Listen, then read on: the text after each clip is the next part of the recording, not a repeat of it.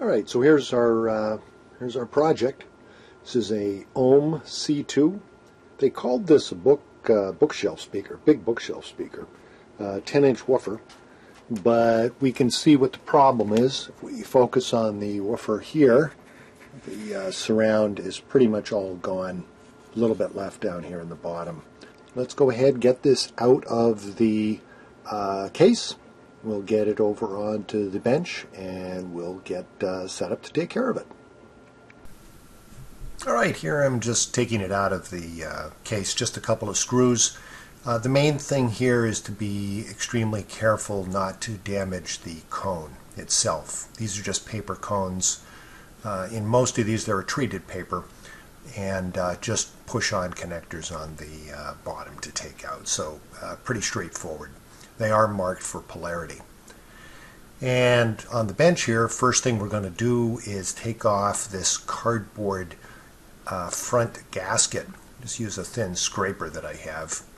And this can take some time depending upon how much old glue there is. But the secret is to just be patient and not damage these, because these can be reused.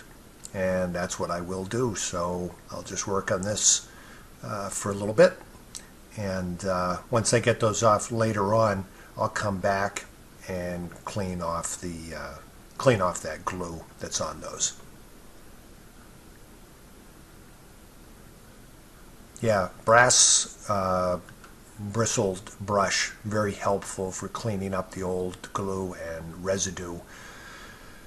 So if you're going to be doing that yourself, grab a few of those, your Friendly Harbor Freight. There's also a thin gasket on the back that we actually need to reuse. The one in the front is just decorative for this purpose because the speaker is mounted from the front. So we really do need the back one. So try to get that off intact. If you don't get it off intact, you can work around that by putting a thin coat of silicone behind to dry on as a gasket. I just use a flat chisel head screwdriver for scraping off the glue residue. It comes off, not that I would say easily, but it does come off. The glues that were used on these were meant to have a little bit of flexibility in them, and a little bit of scraping takes them off without too much trouble. Now you will see I am going to be, that's just some rubbing alcohol to clean so I can see what I'm doing. I am going to scratch this paint a little bit. These baskets were just stamped steel, and they usually just put a quick coat of spray paint on them. Didn't even have a primer in most cases. And the scratches won't matter because we're going to cover those with our new surround that we're going to be gluing into place. So not to worry about that. The main thing is you've got to get all the old glue off. All right, so I've scraped it pretty good. Now I'm going to do some lacquer thinner, and this is going to loosen any remaining glue.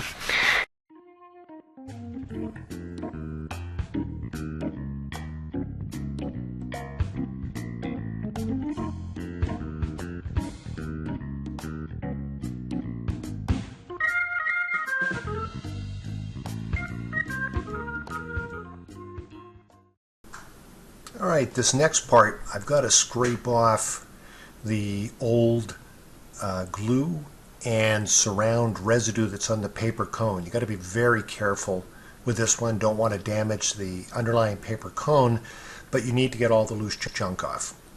And I'm just using a razor blade here as a scraper and just taking my time to work with it. Doing this with speakers, the refoaming or on the surrounds, is definitely not a power tool job.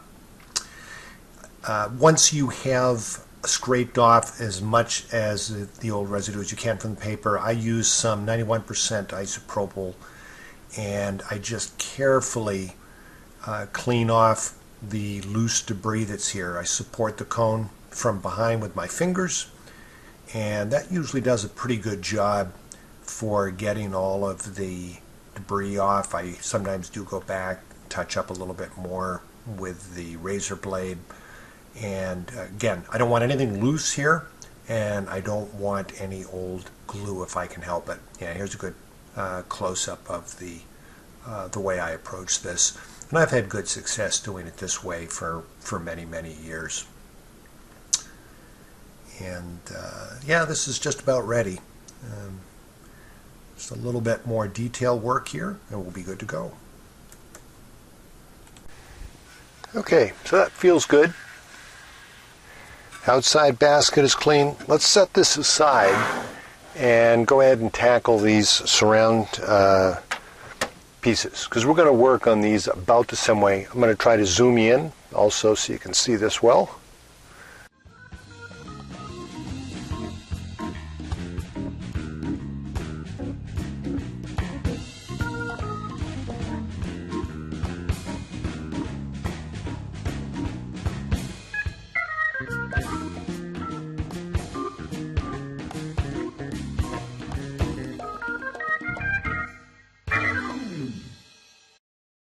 All right, time to do our first glue up on the new surround. I'll start here by just putting the new surround in place. Note that the Ohms use the surround in a inverse from most speakers. Most are turned over like you're seeing on the screen here. So I'm actually putting this on the back. This is a cement that's supplied with this kit that included the surround, although there are many different types of this. It really is just a rubber cement.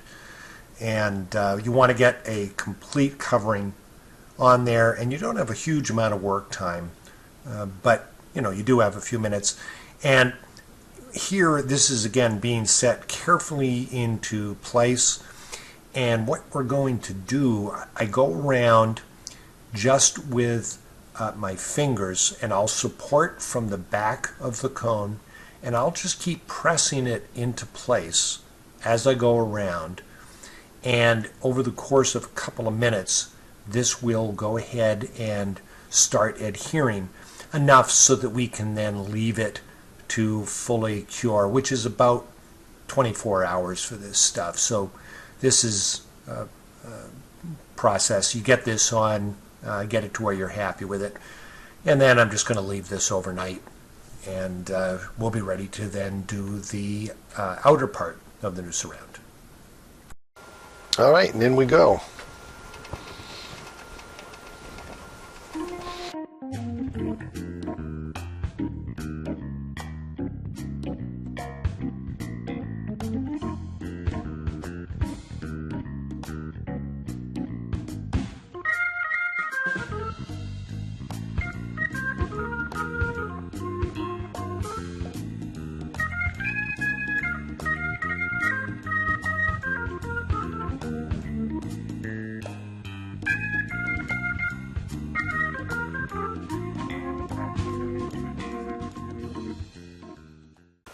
All right, got the new capacitors in. The old ones were glued down with a glue gun. It is a good idea to glue these down. I've actually got some silicone behind these, and what I'm going to do is I'll put a weight on these to just hold them down into place, and then they'll be all set. All right, next day, I've got glue on the back side of the surround. Most important part is to make sure that the voice coil does not drag in the gap. And you do that by just gently moving the cone back and forth by pressing in on it.